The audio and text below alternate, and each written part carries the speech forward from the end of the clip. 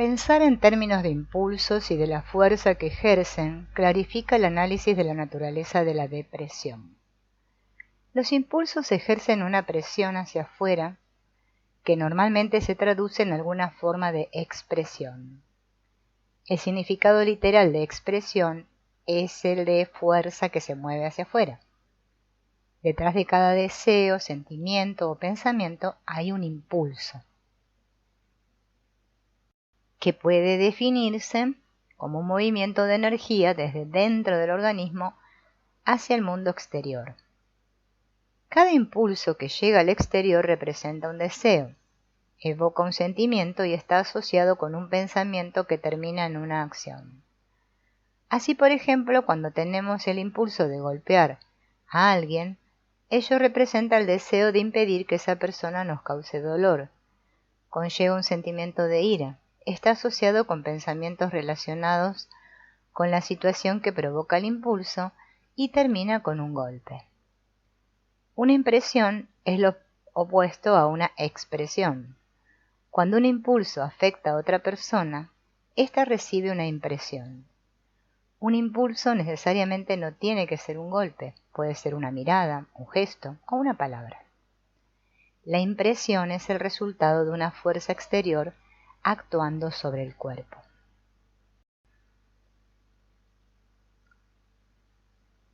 En un organismo vivo, las impresiones provocan alguna respuesta del organismo que constituye el reconocimiento de la impresión. Generalmente los objetos inanimados no responden a las fuerzas exteriores.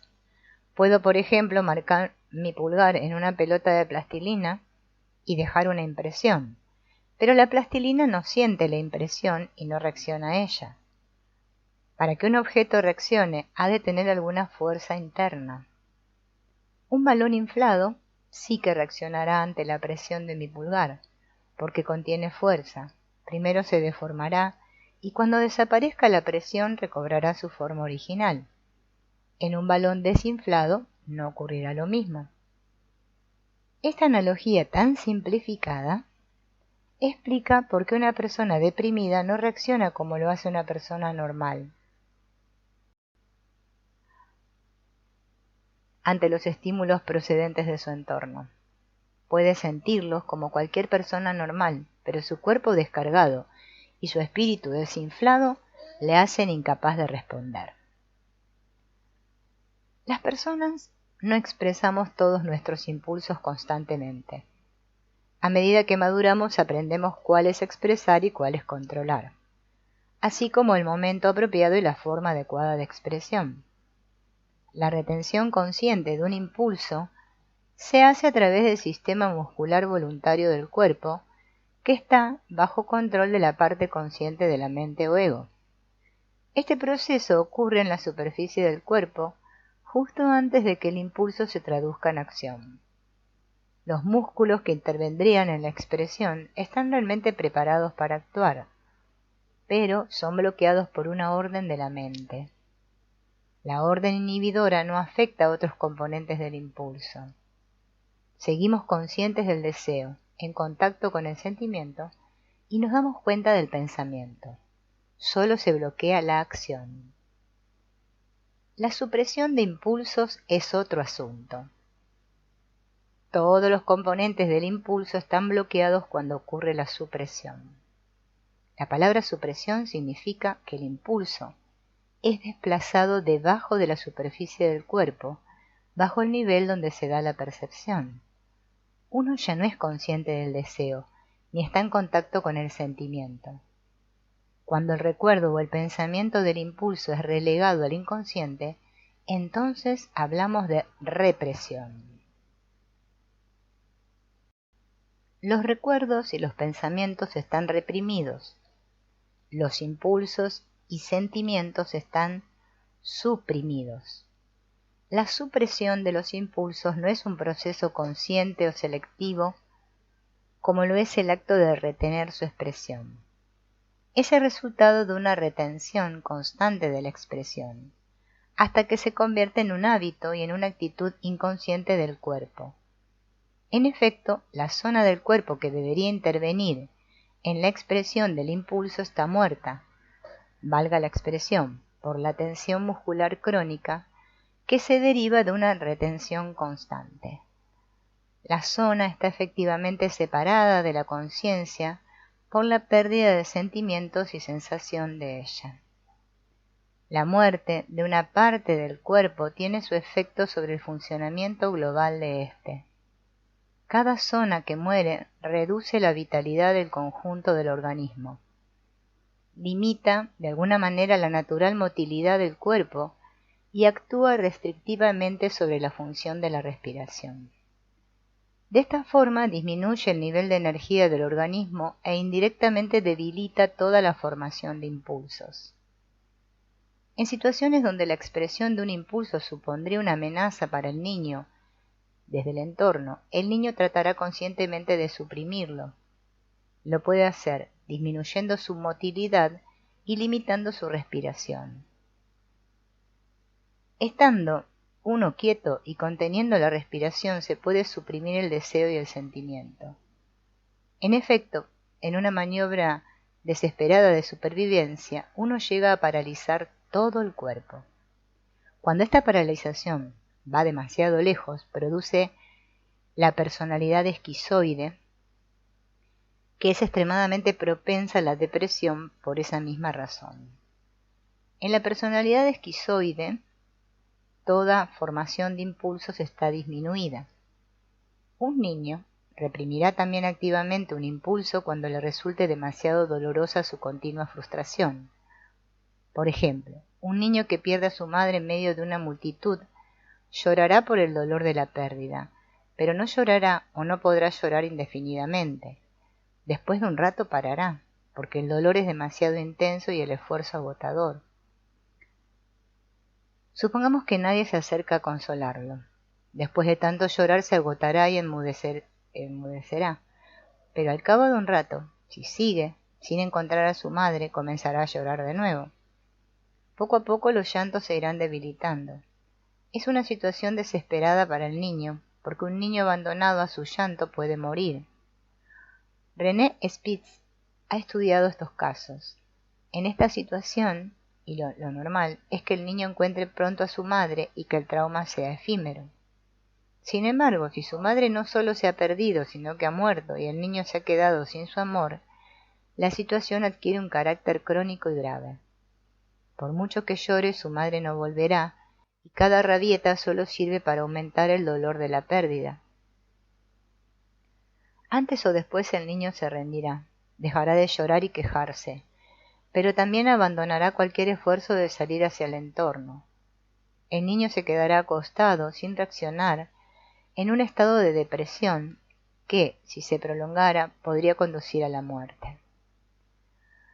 La situación es un punto menos trágica si la madre está físicamente presente pero emocionalmente ausente, es decir, emocionalmente insensible a las emociones del niño.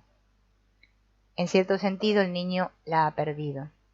El niño llorará en busca de una proximidad que ella no puede darle y seguirá llorando hasta que se torne demasiado doloroso el anhelar lo inasequible. A diferencia del niño sin madre, éste sobrevivirá, pero durante el proceso habrá aprendido a reprimir tanto el deseo como el sentimiento. Un niño no puede aceptar la pérdida del amor materno. Necesita a la madre o a un sustituto de ésta para su supervivencia. No puede liberar su pena como lo hace un adulto que ha perdido un ser querido, aunque hay algunos adultos a los que les resulta también muy difícil desahogar su dolor. Esto se debe a la parcial supresión del impulso de llorar durante la primera infancia, por lo cual este impulso no se halla totalmente disponible en la vida posterior. El impulso de llorar lo puede suprimir el niño por otros motivos que no sean la pérdida de la madre. Muchas madres no pueden tolerar el llanto del niño. Incapaces de responder por culpa de sus propias dependencias, reaccionan ante el lloro persistente con hostilidad o retirándole su amor. Dejan de coger en brazos al niño que llora solicitándolo para demostrarle que a ella no se la puede obligar a hacerlo con esas tácticas. se enzarza en una lucha de poder con el niño y como es más fuerte, vence. Si el llanto molesta a la madre, el niño se ve forzado a suprimirlo. Si la madre reacciona con enfado y hostilidad, el efecto sobre el niño es aún mayor. Al principio puede que redoble el llanto, pero enseguida aprende que ese no es el mejor procedimiento y lo suprimirá en aras de su supervivencia.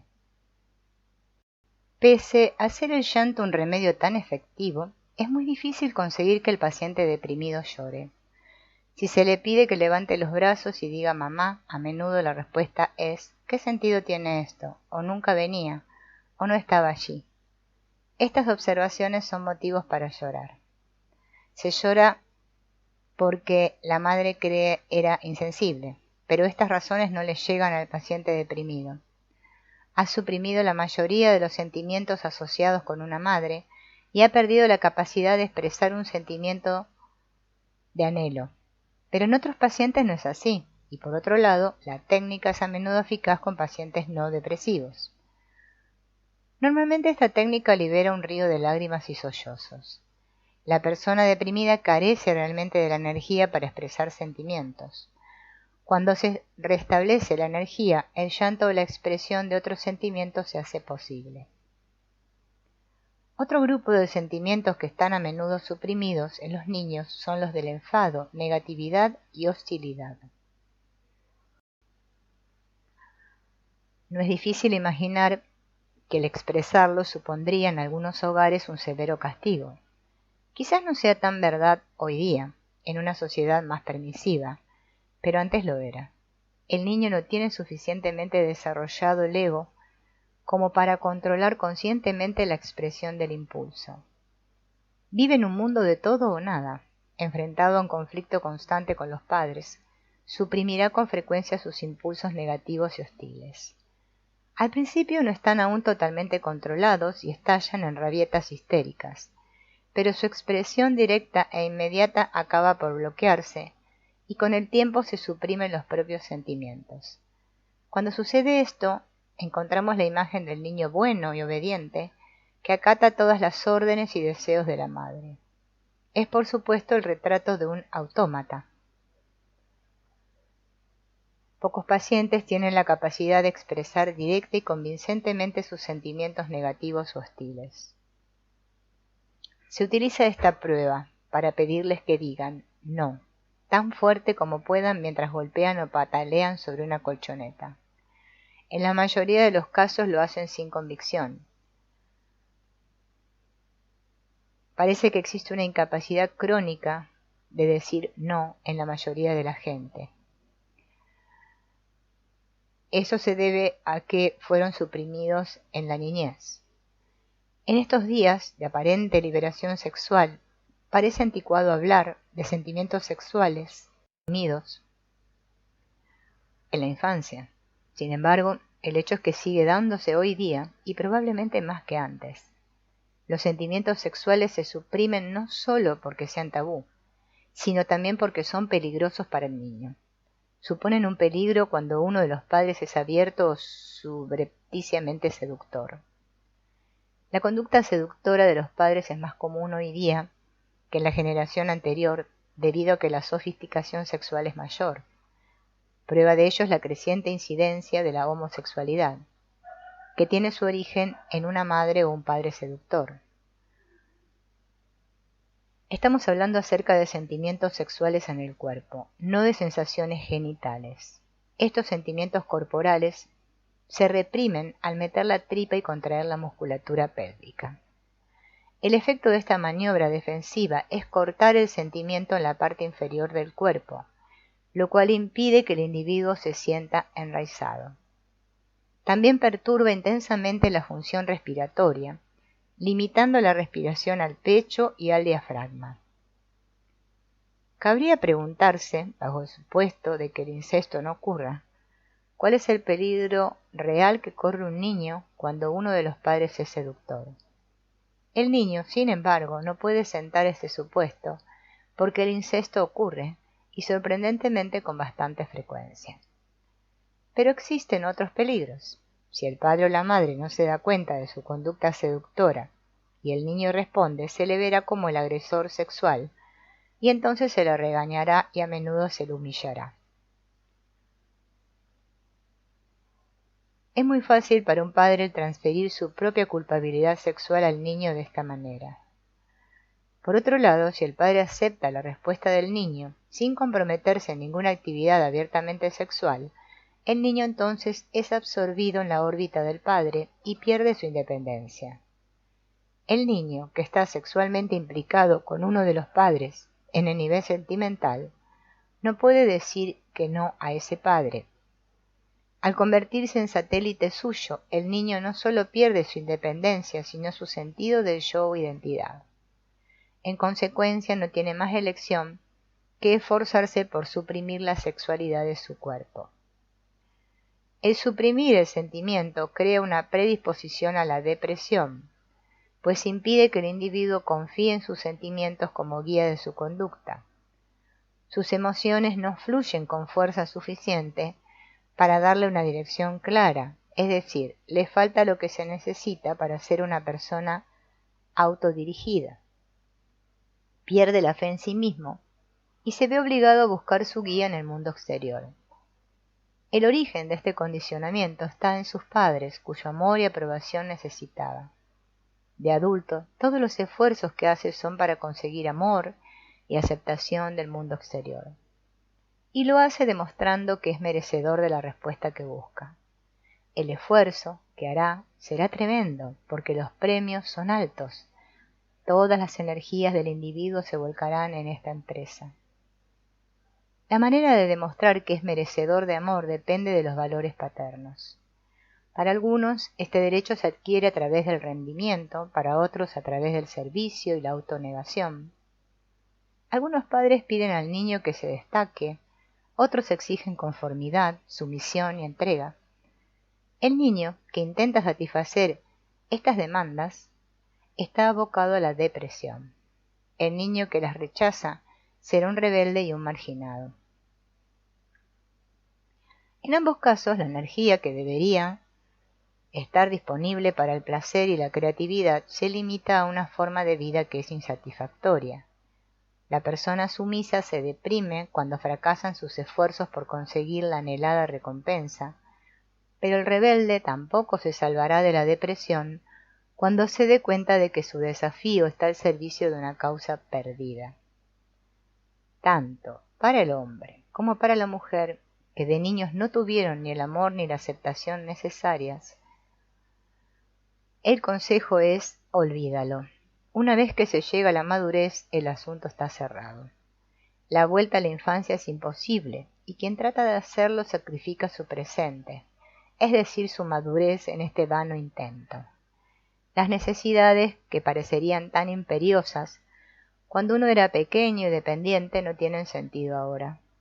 El pecho ya no puede satisfacer a un adulto, el apoyo que era tan vital durante la infancia no agrega nada a la propia independencia y madurez. Uno tiene que aceptar su pérdida y seguir viviendo y creciendo. La situación terapéutica es una excepción a este principio. El terapeuta funcionará con frecuencia como sustituto de la madre o el padre.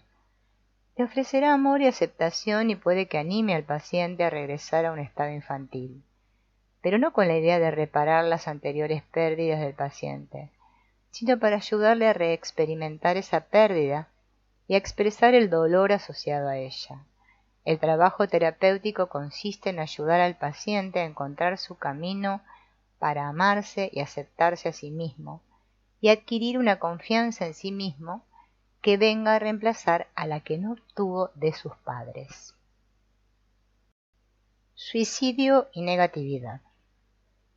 La depresión es una forma de morir emocional y psicológicamente. La persona deprimida no solo ha perdido el entusiasmo por la vida, sino que temporalmente ha perdido la voluntad de vivir. Ha renunciado, en la medida de su depresión, a la vida, y por eso son tan frecuentes estos sentimientos o actos suicidas. Sin embargo, pocos adultos mueren realmente por depresión, fuera de lo que se suicidan voluntariamente. un análisis de los motivos que se esconden tras el suicidio nos dará alguna luz sobre el estado depresivo. El acto suicida tiene múltiples motivaciones en el inconsciente. El intento de autodestrucción es, como muchos psicólogos reconocen, una llamada de ayuda, una maniobra desesperada que pretende llamar la atención hacia la angustia en la que se halla la persona. Los intentos de suicidio superan a los llevados a término a razón de 10 a 1. La mayoría no tienen como finalidad la muerte. Una mujer joven puede abrirse las venas, pero sabiendo que la encontrarán antes de que sea demasiado tarde. Otra puede que tome una sobredosis de pastillas para dormir, previendo que la encontrarán antes de que muera. Esta gente suele reconocer posteriormente que no quería morir. Quieren ayuda y quieren que su problema sea tomado en serio.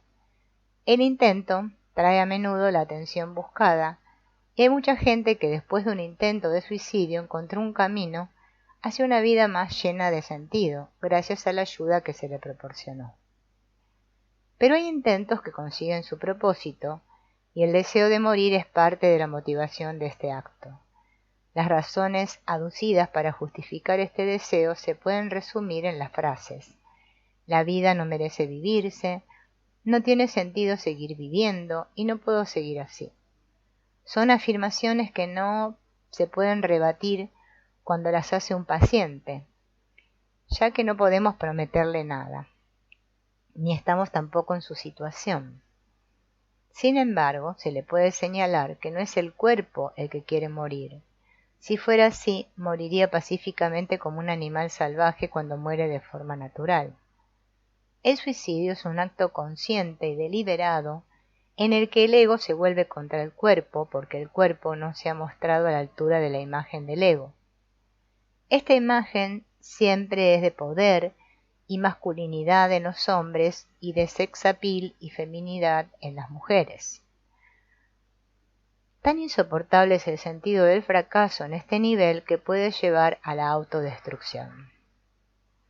El "tú me has fallado", que subyace en la autodestrucción, se dirige tanto hacia uno mismo como hacia los demás.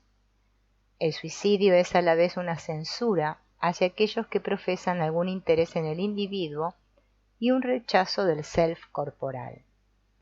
Y puesto que siempre sirve para provocar sentimientos de culpa en la familia, también ha de contemplarse como un acto hostil y negativo hacia ellos. Los colegas de un psiquiatra que tenían un número inusual de suicidios entre sus pacientes dijeron que era un hombre que hacía lo imposible para asegurar su apoyo a los suicidas en potencia, diciéndoles: llámenme en cualquier momento que me necesiten. Entonces, ¿por qué tantos suicidios? La única conclusión era que sus pacientes necesitaban decirle: me ha fallado, y él era incapaz de reconocer esta necesidad. Si se pasa por alto o se intenta negar este sentimiento en un paciente, se le puede empujar hasta el punto de tener que demostrarlo en la medida extrema de quitarse la vida. En un ensayo titulado Duelo y melancolía, Freud expresó la opinión de que el suicidio estaba motivado en parte por sentimientos sádicos o hostiles. Es este sadismo, y solo este, el que resuelve el enigma de la tendencia al suicidio. Su razonamiento era el siguiente: los que sufren de melancolía acaban generalmente por conseguir vengarse por el sinuoso camino del autocastigo contra los objetos originarios y por atormentarlos a través de la enfermedad, habiendo caído en ella, para evitar la necesidad de expresar abiertamente la hostilidad contra las personas amadas. Freud no quiere decir que la depresión sea una maniobra deliberada para herir a la persona amada. Lo que dice es que existe una relación entre depresión, suicidio y supresión de la hostilidad, que no debería pasarse por alto si queremos entender al individuo deprimido y su tendencia suicida. Cuando una persona se suicida, significa que no puede vivir consigo mismo. No puede soportar por más tiempo los sentimientos hostiles y negativos que alberga dentro, y no puede expresar estos sentimientos si no es a través de un acto destructivo. Por esto, asesinato y suicidio van a menudo juntos. El primero, por supuesto, antes que el segundo. Una forma efectiva para ayudar al suicida en potencia es decirle que su acto se dirige parcialmente contra el terapeuta, que es una forma de atacarlo por su presunto fallo. Esta maniobra hace enfadar al paciente y entonces la hostilidad se vuelve contra el terapeuta de una manera menos autodestructiva. ¿Pero no es la muerte emocional de la persona deprimida una censura similar? La depresión, como el suicidio, pueden provocar enorme culpabilidad en la familia de la persona afectada. También puede verse como un grito de ayuda. Mira, soy incapaz de valerme por mí mismo. Pero si queremos ayudar a la persona deprimida, no se puede darle apoyo mientras su negatividad subyacente permanece intacta. No se le puede dar el amor y la aceptación que no tuvo de niño. Pretender hacerlo es ilusorio, y continuará en un estado depresivo, solo para demostrarle a uno que tú también me has fallado. En el nivel consciente, la persona deprimida está diciendo, no puedo responder, mientras que al mismo tiempo proclama su deseo de ponerse bien. En su inconsciente hay un resentimiento profundamente enterrado que se resume en un no quiero responder. Al no darse cuenta de este resentimiento, no puede expresarlo. Superficialmente se presenta a sí mismo como una persona que haría cualquier cosa por salir de la depresión. Pero es como un nadador con un ancla atada a la pierna. Por mucho que forcejee para subir a la superficie, el ancla lo arrastra hacia abajo. Los sentimientos negativos suprimidos, junto con la carga de culpabilidad, son como el ancla de esta analogía. Libérese al nadador de su ancla y subirá naturalmente a la superficie. Libérese a la persona deprimida de los sentimientos negativos suprimidos y su depresión desaparecerá.